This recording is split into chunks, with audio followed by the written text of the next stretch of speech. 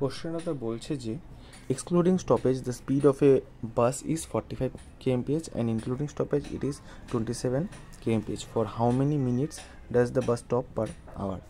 তাহলে এই টাইপের যখন কোশ্চেনগুলো হবে তখন আমরা একটা অ্যাপ্রোচ হয় এটার, সেটা হচ্ছে ডিফারেন্স নিতে হবে যে ও স্টপেজ না থাকলে যে স্পিডটা থাকবে আর স্টপেজ থাকলে যে স্পিডটা থাকবে সেটা ডিফারেন্স। মানে এখানে আমাদের নিতে হবে হচ্ছে 45 আর যে আমাদের যে 27 আছে এটা ডিফারেন্স দিতে লাগবে।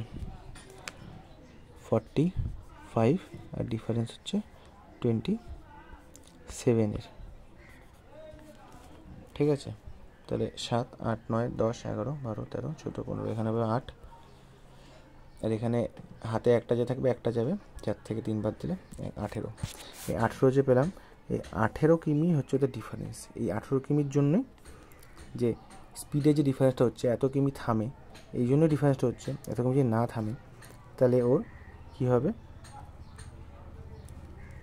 না থেমে ওর স্পিড হচ্ছে 45 kmph আর থেমে হচ্ছে ওর স্পিড হচ্ছে 27 kmph।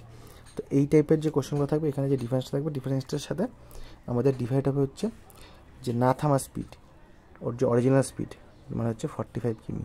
এই 45 কিমি যে অরিজিনাল স্পিড থাকবে সেটার সাথে বের করতে হবে। কিন্তু এখানে আমাদের যেহেতু পার আওয়ার বের করছে, এটা মিনিটে আসবে, সেজন্য মাল্টিপ্লাই করতে হবে 60-র সাথে।